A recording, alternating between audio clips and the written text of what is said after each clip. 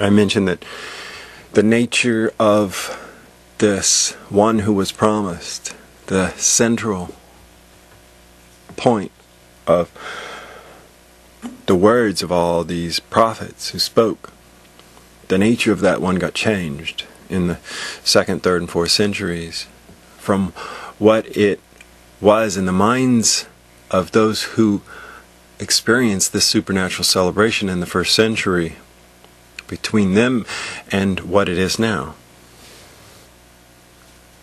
What it has been since the 2nd, 3rd, 4th centuries, especially at the end of the 4th century, when this official creed was cemented into the doctrine of this Holy Roman Church.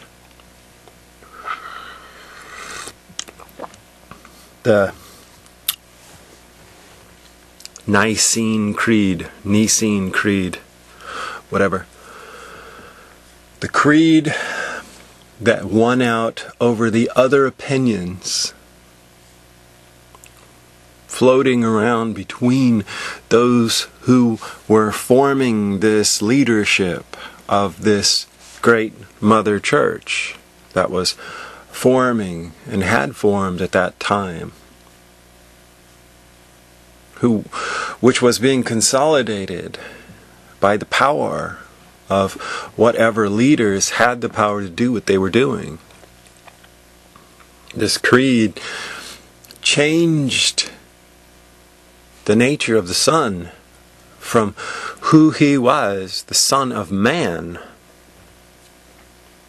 a human like all the other humans who talked about Him, who prophesied Him, who looked forward to Him,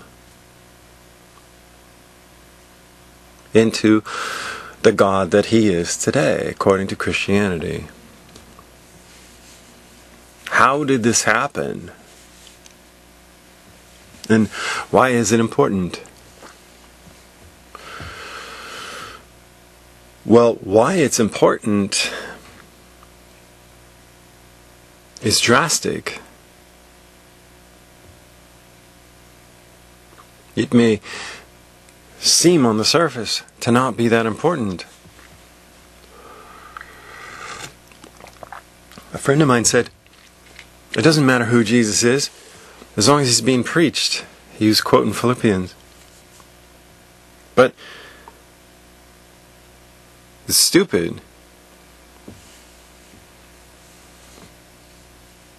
Because it's an entirely different entity. It's an entirely different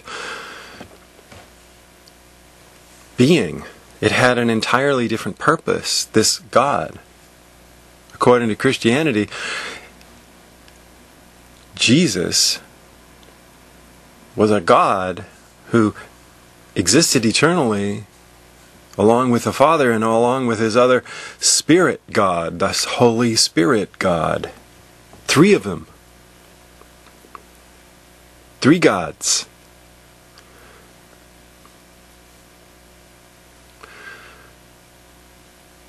But Christianity refines their doctrine further so that they cover their bases and say, no, it's not 3 gods, it's 1 God. They're the same God. It's just different manifestations of the same God. It's different personalities. But it's really just 1 God.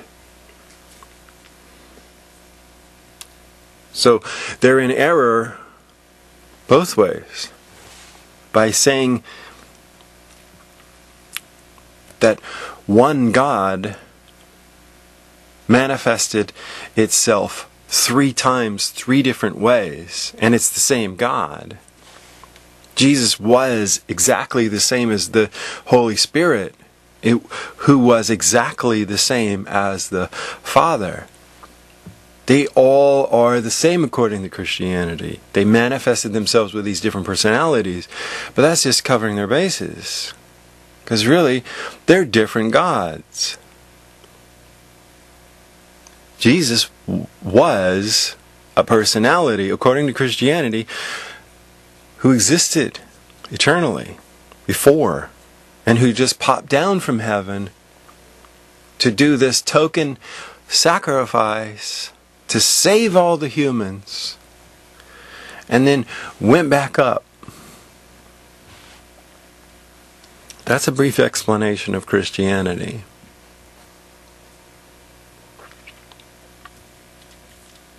Doesn't do it that much injustice to say it that way. Because that's really the Christian explanation. And according to Christianity, if you don't believe that, then you really can't be saved, because that really is kind of the most sacred part of the doctrine. That Jesus was already a God before he was created, before he existed, before he was on the scene. He already existed. He existed in heaven somewhere else, another dimension.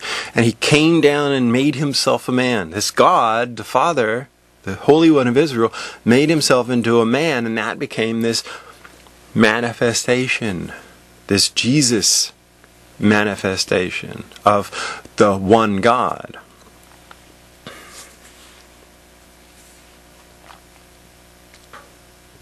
And he did his sacrifice. He was obedient to the Father, and then he went back to where he came from. That's the Christian definition of Jesus as God. He did all kinds of other things, according to Christianity. But that's the basic explanation. That's what the Messiah of Israel was turned into. Something that already existed.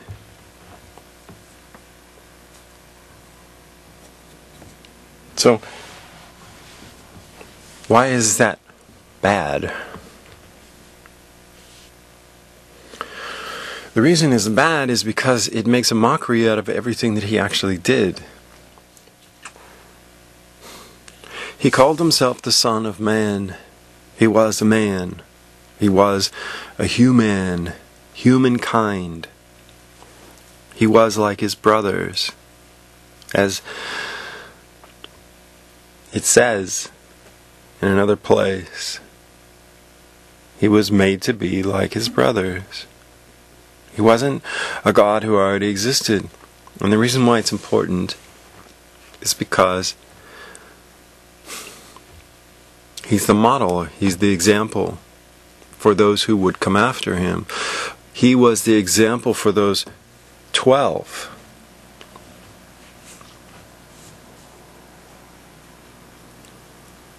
Whom he taught, whom he made himself, to whom he made himself the example.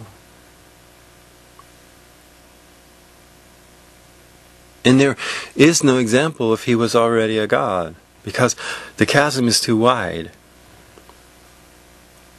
Because there is no explaining that you can do.